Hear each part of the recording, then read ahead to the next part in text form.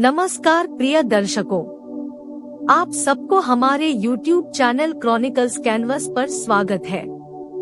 आज हम इतिहास की सबसे निडर और प्रभावशाली महिलाओं में से एक 19वीं शताब्दी की शुरुआत की कुख्यात समुद्री डाकू रानी चिंग शे के असाधारण जीवन के बारे में जानेंगे। 19वीं सदी की शुरुआत में कैंटन में एक अस्थायी वेश्यालय की एक पूर्व वेश्या ने खुद को किंग राजवंश के दौरान दक्षिण चीन सागर पर शासन करने वाले एक भयानक समुद्री डाकू चेंग आई से बंधा हुआ पाया। चिंग शे के नाम से जानी जाने वाली यह नाम चेंग की विधवा का प्रतीक है। उसकी कहानी उसके पति से भी आगे है।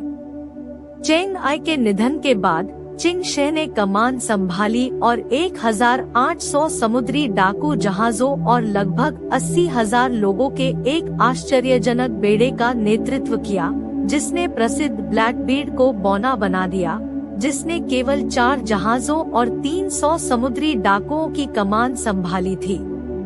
प्रसिद्ध इतिहासकार लॉरा सूक डनकोम्बे ने उन्हें अद्वितीय समुद्री डाकू रानी के रूप में प्रतिष्ठित किया है।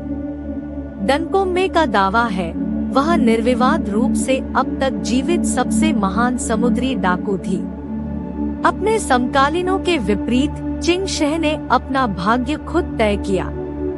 उसने स्वेच्छा से आत्मसमर्पण कर दिया, अपनी संपत्ति की रक्षा की और ब्लैकबीड के विपरीत स्वतंत्रता में अपने दिन बिताए, जिसका सरकार के हाथों भयानक अंत हुआ।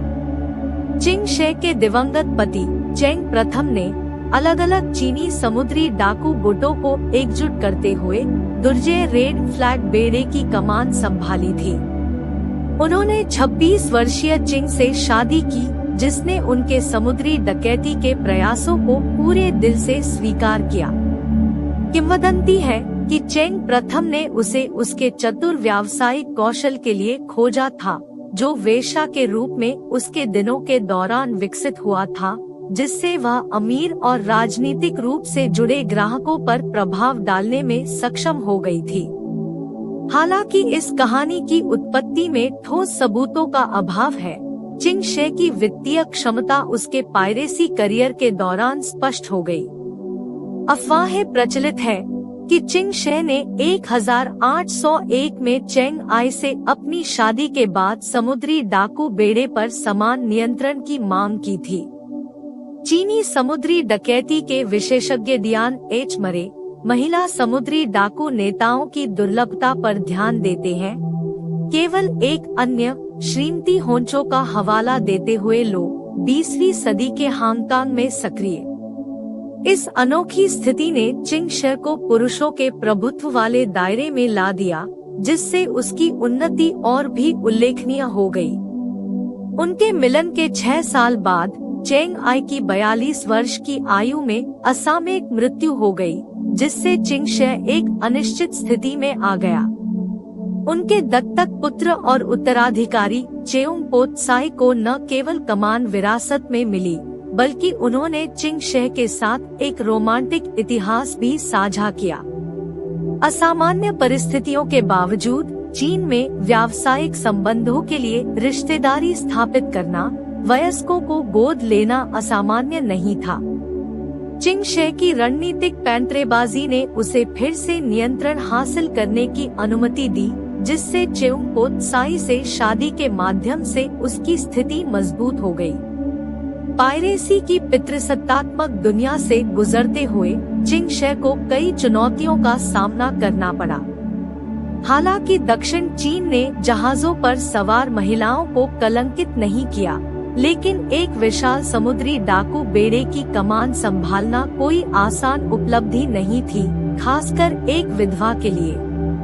चिंग शे के समुद्री डाकुओं द्वारा बंदी बनाए गए ईस्ट इंडिया कंपनी के कर्मचारी रिचर्ड ग्लासपूल की रिपोर्ट में अनुमान लगाया गया है कि उसके पास 80,000 से अधिक समुद्री डाकू और 1,000 बड़े जंग और 800 छोटे जहाजों का बेड़ा है। चिंग शे ने एक सख्त कानून संहिता लागू की, जो महिला बंदियों के प्रति अपने व्यवहार में अद्वितीय थी।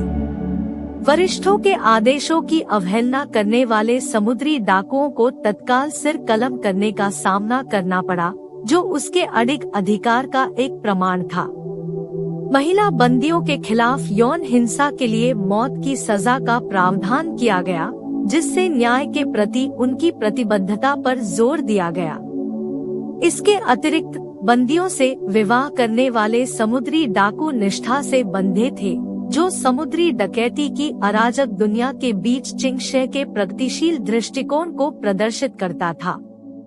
चिंगशे के नेतृत्व में रेड फ्लैग फ्लीट किंग राजवंश के अधिकारियों, पुर्तगाली नौसेना और ईस्ट इंडिया कंपनी के खिलाफ अजेय साबित हुआ। 3 साल की बदनामी के बाद चिंगशे ने चीनी सरकार से माफी स्वीकार करते हुए 1810 में सेवानिवृत्ति का फैसला किया। उनका निर्णय ब्लैक एंड रेड फ्लीट्स के भीतर आंतरिक संघर्षों के साथ साथ बढ़ते बाहरी दबाव से उपजा था।